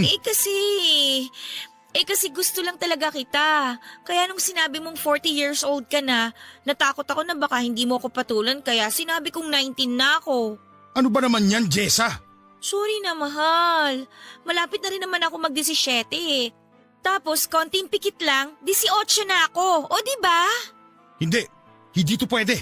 Maghiwalay na tayo. Ayoko makulong. Minor de edad ka pa lang. Raul, wag. Huwag mo naman akong iwan. Kasalanan mo eh. Niloko mo ako sa edad mo. Nagawa ko lang naman yun kasi mahal kita eh. Please, mahal. Sorry na. Huwag kang alis. Please. Alam mo ba itong ginawa mo, ha? Alam mo bang pwede umakulong sa ginawa mo? Makasarili ka. Paano naman ako? Tapos na to. Tapos na tayo. Raul, wag. Please, wag. Raul, mamamatay ako kapag iniwan mo ako.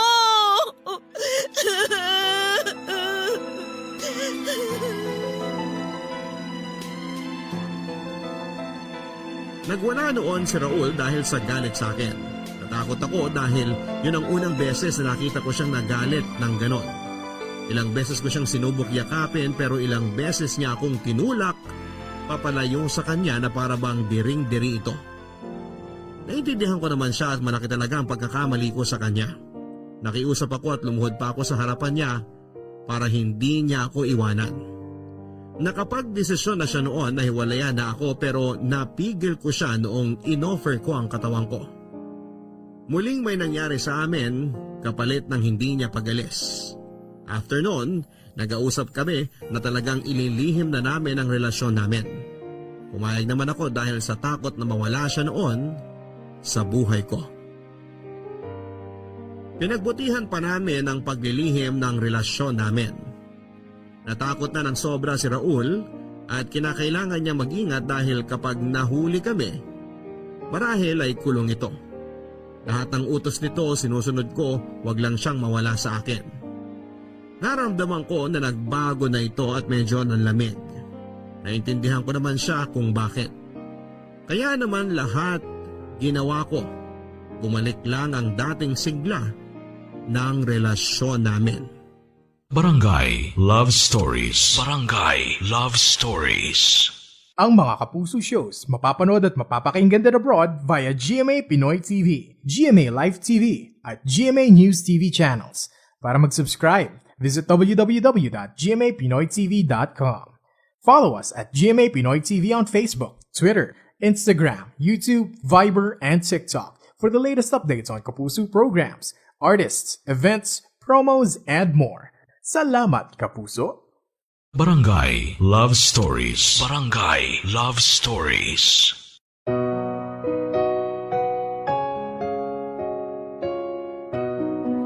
Naramdaman ko nga ang pagbabago ni Raul mula noong sinabi ko ang totoong edad ko sa kanya. Nasaktan ako sa panlalamig nito pero kinaya ko dahil nga kasalanan ko naman. Naging bihira na rin ang pagkikita namin at madalas na hindi na nga natatapos ang 3 oras namin sa motel. Hindi na mahigpit ang mga yakap niya noon. Pati ang mga halik ay mababaw na rin. Hindi na ito masyadong nagchat-chat sa akin noon at saka lang magpaparamdam kapag gusto niyang magsiping kaming dalawa. Tiniis ko ang lahat ng yon sa takot na iwanan niya ako. Naging clingy ako dahil sa panlalamig nito, Papa Dudut. Pero mas lalo nga itong nairita sa akin dahil sa ginagawa ko sa kanya. Na-inlove na ako sa kanya ng todo, yun ang unang beses na talagang na-inlove ako ng totoo.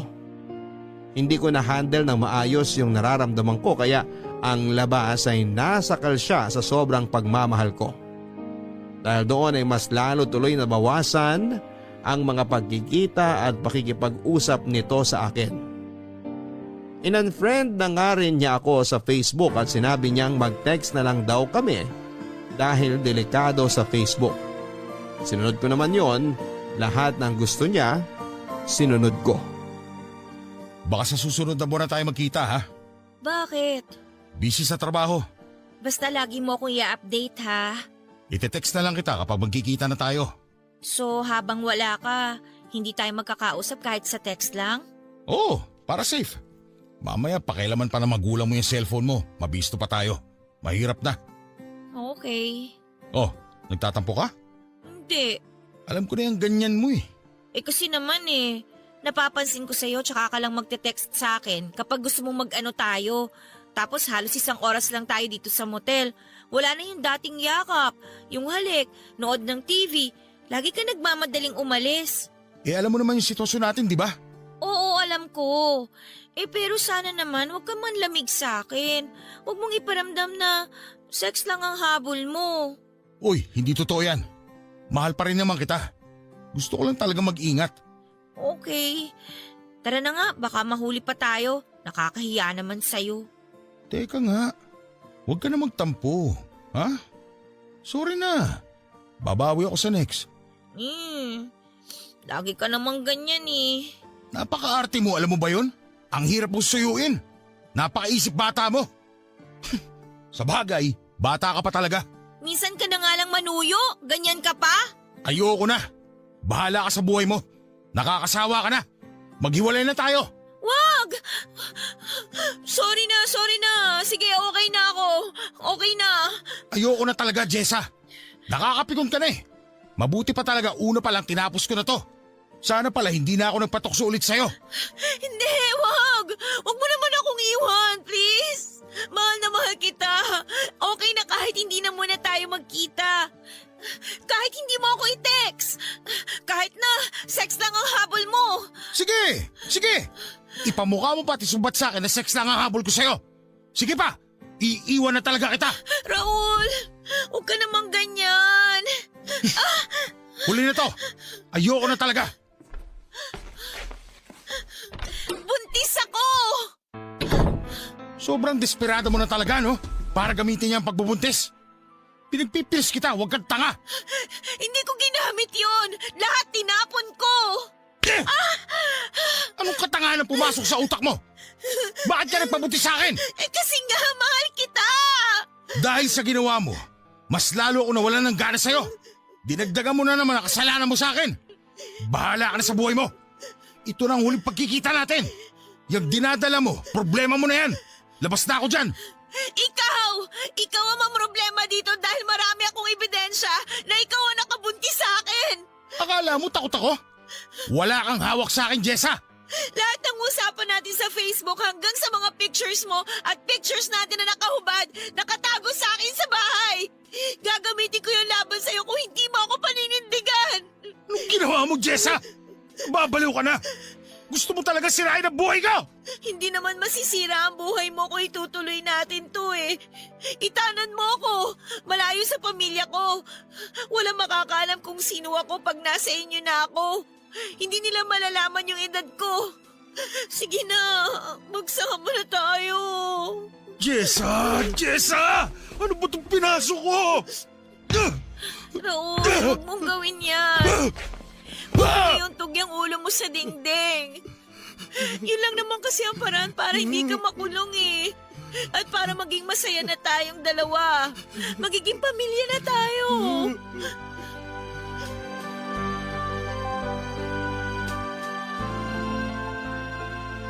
Totoong nabuntis ako ni Raul.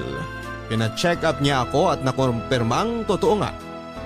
Bala ko sana noon na ipaalam sa kanya sa next naming monthsary pero dahil tinakot na ako nitong iwan niya, nasabi ko tuloy ng mas maaga. Nakita ko sa mukha niya yung sobrang galit sa akin pero wala siyang nagawa noon dahil ayun na yung sitwasyon. Natakot naman itong makulong kapag iniwan ako lalo't marami na akong alam na detalye sa kanya maliban na lang syempre kung saan siya nakatira.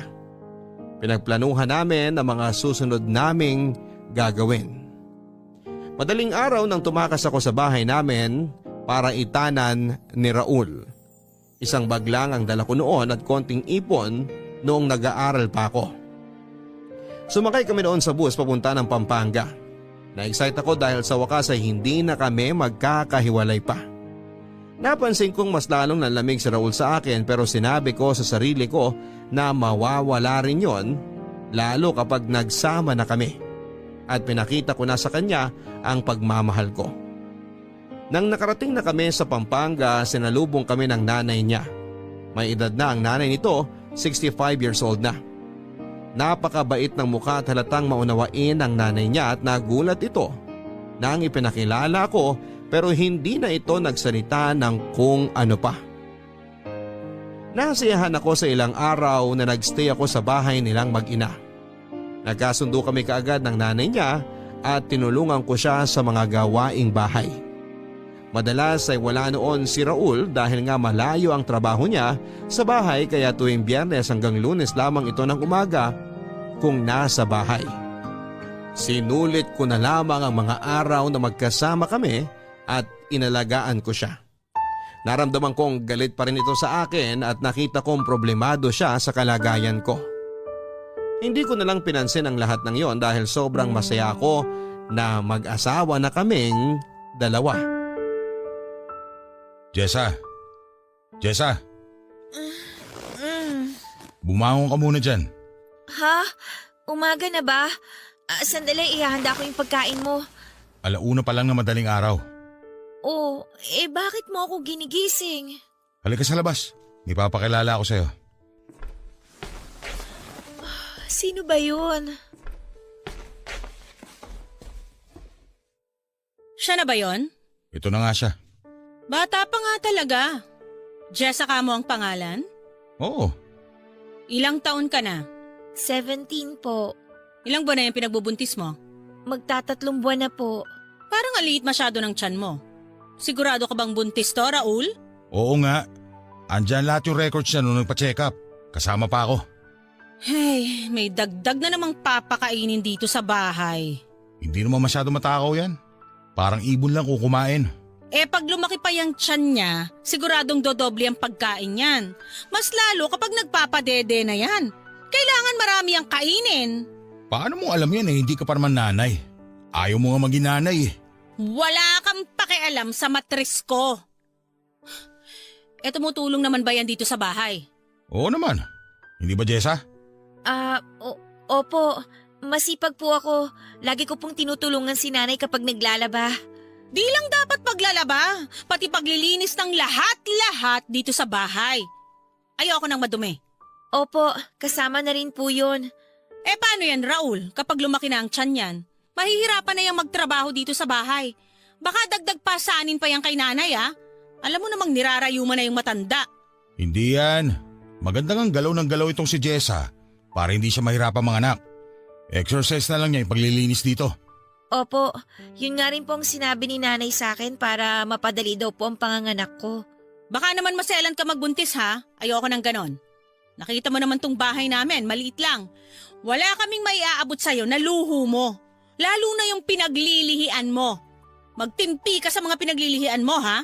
Hindi pa naman po ako naglilihi. Kapag naglihi ka na, ang sabi ko. Opo, wala naman po kayong problema sa akin doon. Ate Myra na lang ang itawag mo sa akin. O siya, matulog na tayong lahat at maaga pa ako mamaya. Jessa, ano yun, mahal? doon ka kay nanay tumabi ngayon hanggang sa mga susunod na gabi. Ha? Bakit?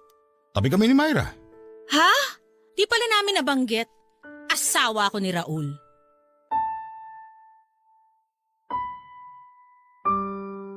Nanlamig ako nang narinig ko na sinabi ni Ate Myra na siya ang asawa ni Raul. Hindi ako makapaniwala noon. Humingi pa ako ng paliwanag noon kay Raul pero sinabi niya na saka na lang niya sasabihin ang lahat. Wala akong nagawa noon kundi ang matulog sa tabi ni nanay. Hindi na nagulat si nanay nang tumabi ako sa kanya. Tila alam na niya na alam ko na ang lahat. Sinabi nito sa akin na siya na lang ang magkukwento ng lahat pagkagising namin. Hindi ako nakatulog noon dahil sa mga nalaman ko. Hindi pa natutulog sina Myra at Raul noon. Pinakinggan ko ang usapan nila at narinig kong nagtatalo sila tungkol sa kalagayan ko. Narinig ko rin ang mga plano nila para sa akin. Ilang ulit sinabi ni Raul na malaking tulong ako sa bahay dahil malinis ako at masikaso. Natuwa ang puso ko noon. Maya-maya pa ay narinig ko na silang naghahalikan hanggang sa narinig ko na lamang ang ingay sa kanilang kama. Naiyak na lamang ako noon, Papa Dudut. Naramdaman ni nanay na umiiyak ako kaya naman hinaplos nito ang aking likuran hanggang sa makatulog na ako. Nalaman ko kinabukasan kay nanay na matagal na palang mag-asawa sina Raul at Myra. 15 years old pa lamang daw sila noong nagtanang dalawa at tumira doon sa bahay ni nanay. Di sila nagkaroon ng anak dahil ayaw ni Myra. Tulad ni Raul, sa malayo rin ang trabaho ni Myra kaya tuwing Biyernes ng gabi hanggang Linggo ng hapon ito kung umuwi. Hindi pa rin ako makapaniwala na iisang bubong na lang kami noon. Mas lalong nahirapan akong paniwalain ang sarili kong napapayag ng ganon na lamang si Myra na patirahin sa bahay nila ang isang kabet na katulad ko. Naisip kong may iba silang plano sa akin at nagkatotoo nga ang iniisip kong yon. Naging katulong ako sa bahay ni Raul. Naging utusan lagi ni Myra tuwing andun siya sa bahay. Pinaglalaba ako nito noon ng mga panty niya at nagagalit siya kapag kumukupas ang kulay ng mga yon dahil sa paglalagay ko daw ng bleach. Kahit kasi yung panty niya na may tagos ng dalaw niya, ako ang naglalaba noon at masyadong kapit ang dugo kaya naman kinakailangan ko yung i-bleach. Ganon din si Raul, Papa Dudut. Pinaglilinis niya ako ng sapatos niyang nakatapak ng dumi ng mga asong kalye o di naman kaya tagamasahe niya ako. Lahat ng gawaing bahay, mabigat man o magaan, ako ang pinagtatrabaho nila. Kapag hindi nakatingin si Raul at Myra, tinutulungan ako ni nanay. Pinagbawalan na nga nilang magtrabaho pa si nanay dahil matanda na ito, kaya ako na ang pinaaako nila sa mga gawaing bahay. Papadudot, nahirapan na ako sa sitwasyon ko. Sobrang bigat sa dibdib, Papadudot. Na yung pangarap mong ituring kang asawa tinuring kang kasambahay.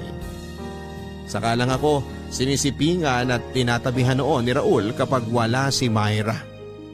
At gusto niyang madaliin ang lahat. Ginawa ako nitong parausan lamang. Hindi ko naramdaman yung pagmamahal na pinangako niya noon. Mula noong tumira ako sa kanila, tingin na lang niya sa akin ay basahan at utusan. Pag napadugo mo yung kuko ko sa paa, Jessa, humanda ka sa akin. Babasagin ko yung panga mo. Opo, Ate Myra. Naligo ka na ba? Hindi pa po eh. Pagkatapos ko na lang pong linisan tong kuko ninyo. Ang baho mo! Sobrang asim ng amoy mo! Hindi pa po kasi ako nakaligo kagad kanina. Kasi po inutusan niyo ako maglaban ng bedsheet niyo. O parang nagrereklamo ka? Ay, hindi naman po, ate. Kung nagrereklamo ka na, mabuti pa umalis ka na dito para mabawasan yung pinapakain namin ng asawa ko. Hindi po ako nagrereklamo. Sinasabi ko lang po yung ginawa ko kaya po hindi po ako nakaligo. Sorry po. Sa amoy mong yan? Ewan ko talaga kung bakit ka natiis ikama ng asawa ko. Hindi naman po ako bahuin. Ngayon lang po talaga dahil nababad po ako sa pawis. Huwag mo na akong rasunan. Mabaho ka talaga. Saka tingnan mo nga yung itsura mo. Ang bata-bata mo pa pero mukha ka ng 40. Pasensya na po talaga. Akala ko naman kung napakaganda mo nung sinabi sa akin ng asawa ko na nabuntis ka niya. Sobrang bilasa mo. Di pa man din nakakalabas yung bata sa tiyan mo. Paano pa kaya kapag nanganak ka na? Ano pong kulay ang gusto niyo sa kuko niyo? Yang itim. Kasing itim mo. Joke. Ayos lang po. Nangitim lang ako kasi nababad po ako sa araw nitong mga nakaraan. Bawat sabihin ko talaga may sagot ka, no? Kasi po pag hindi ako umimik, mas lalo po kayo nagagalit eh. Kahit anong gawin mo, mararamdaman mo lagi ang galit ko. Sa kakirihan mong babae ka, ayan! Nabuntis ka tuloy. Hindi po sadya ang pagbubuntis ko. Gaga ka, malandi ka! Sinabi na sa akin ni Raul na sinadya mo. Tinapon mo raw lahat ng pills na binili niya sa'yo.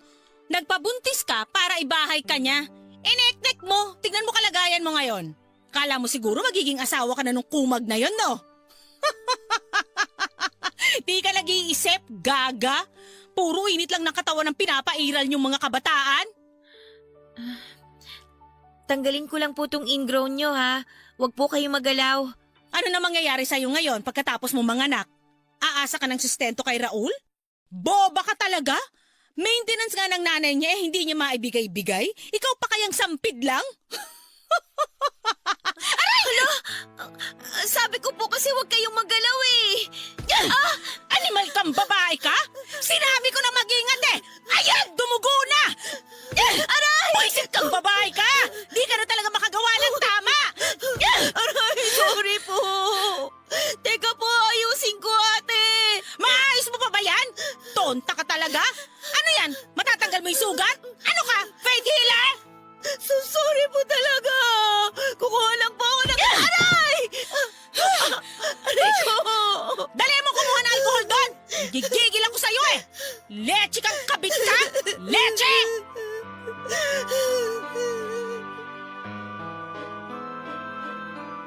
Nakaramdam ako ng paninigas ng tiyan ng ilang beses akong sinipa ni Myra.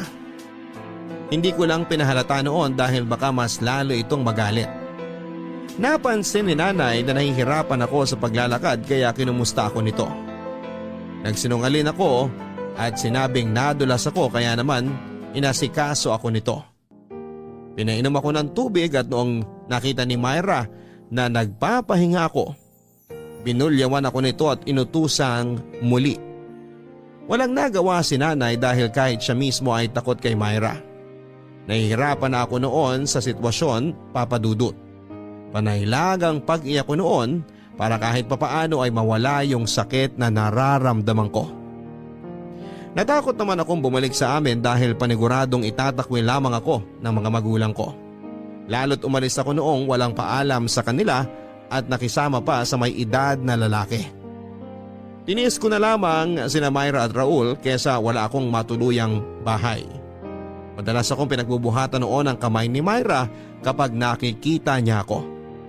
Sa aming dalawa akala mo ay siyang naglilihi dahil sa kanyang pag-asta. Naintindihan ko naman kung bakit ito galit na galit sa akin dahil syempre kabit ako ng kanyang asawa.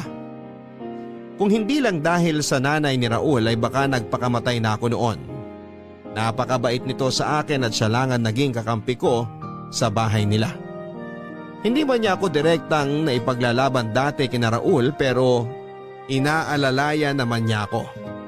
Naging sapat naman ang pagkalinga niya sa akin para makayanan ko ang lahat. Nagpasalamat ako sa kanya at sinabing sana hindi siya magsawa na gabayan at tulungan niya ako. Kahit si nanay noon, wala namang magawa sa trato ng anak niya sa akin kaya sinabi niya na ipagdadasal na lang niya na makayanan ko ang lahat lalo na ang magiging anak ko. Jessa, alam ko gising ka pa. Alam kong umiiyak ka. Hindi po, Nay. Harapin mo nga akong bata ka. Ayos lang po ako, Nay. Nasamid lang po ako. Ayoko ng sinungaling, alam mo yan. May masakit ba sa'yo? Wala po. Ang tiyan mo. Baka naman may problema na naman sa tiyan mo at hindi mo na naman sinasabi sa akin. Wala po. Nasamid lang po talaga ako. Ang sinasamid, inuubo, hindi humihikbe. Magsabi ka sa akin ng totoo. Ay, sige lang. Iiyak mo lang habang wala yung mag-asawa. Makakagaan yan sa dibdib mo. Nahihirapan na po ako, Nanay. Alam ko. Hindi ko na po alam ang gagawin ko. Hindi ko na po alam kung saan ako lulugar. Kasi bawat sulok dito sa bahay, alam kong mali ako. Kung bakit naman kasi? Ay, kaya mo pa ba? Hindi ko po alam. May pera akong konti dyan. Pwede kitang ihatid sa terminal para makauwi ka na. Ayoko po, Nay. Kesa naman nandito ka at pinapahirapan ng mag-asawang yun. Alam mo namang wala akong magawa at tulad mo ipalamunin din ako dito. Hindi kita makampihan. Hindi ko sila masaway dahil tsak gulo na naman kung sakali. Naiintindihan ko naman po yung kalagayan nyo. Nay, hindi po kasi ako talaga pwedeng umuwi sa amin kasi pag nalaman nila yung totoo, baka hindi rin po nila ako tanggapin eh. Wala naman po akong matatakbuhang ibang tao. Paano ba to? Kung ako lang ang masusunod, ayaw kitang nandito dahil alam kong papahirapan ka lang dito. Yun lang eh, andito ka na. Ayaw mo namang umalis. Anong gusto mo mangyari? Magtitiis pa po ako. Baka kasi mag-iba yung trato nila sa akin pag tumagal. Baka mahalin din po nila, tanggapin nila ako. Mahalin at tanggapin? Malabo yan. Alam mo namang merong Myra. Mag-asawa sila ni Raul. Alam mo namang kung anong posisyon mo dito sa bahay. Baka kasi po, mahalin ako ulit ni Raul tulad po ng dati. Madadagdagan na naman tong sakit na nararamdaman mo sa sasabihin ko, Jessa, anak. Anak ko si Raul at ramdam ko siya. Alam kong ginamit ka lang niya para sa pangangailangan ng katawan niya, pero hindi ka niya mahal. Mahal po niya ako. Naramdaman ko naman po yun dati nung magkasama kami. Kailangan niyang iparamdam sa'yo na mahal ka niya para pumayag kang sipingan siya. Hindi po. Totoo po yung naramdaman niyang pagmamahal sa akin dati. Ganito na lang. Kung mahal ka niya, ikaw dapat ang pinili niya. Ikaw dapat ang nandito, wala si Myra. Ikaw dapat ang inaalagaan, hindi ikaw yung nag-aalaga. Tandaan mo yan. Pero Nay, wala na akong pwedeng ibang sabihin sa'yo. Ikaw na lang din ang kusang makakaalam niyan kapag natauhan ka na. Ihintayin ko yon. Alam kong matigas pa ang ulo mo dahil mahal mo pa ang anak ko. Pero pasasan ba't matatauhan ka rin?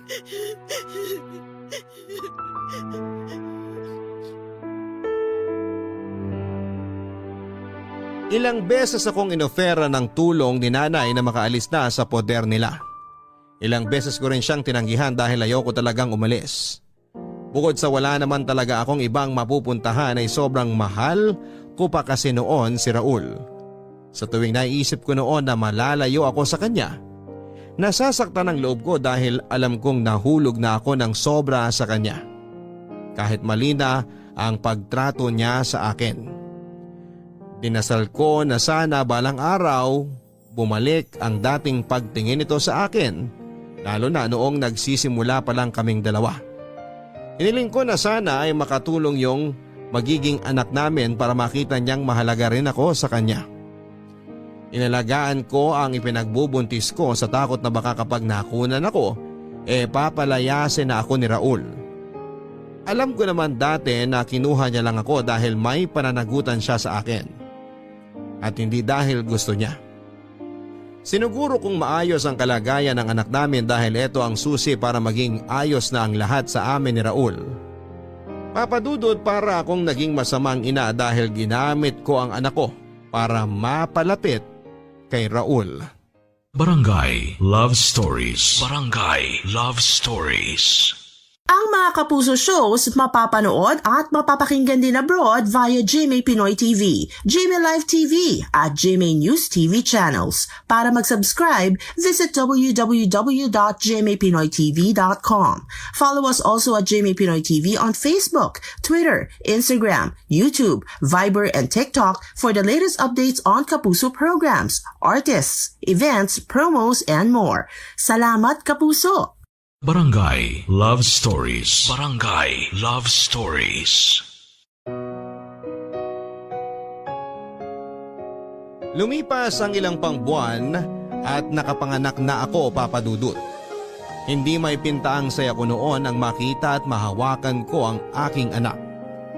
Nagpapasalamat ako sa Diyos dahil hindi naging mahirap ang pagluwal ko sa aking anak na lalaki. Nalungkot lamang ako dahil ni minsan ay hindi ako dinalaw ni Raul sa ospital. Si nanay lang ang umasikaso noon sa lahat mula nung tinakbo ako sa ospital hanggang sa makalabas.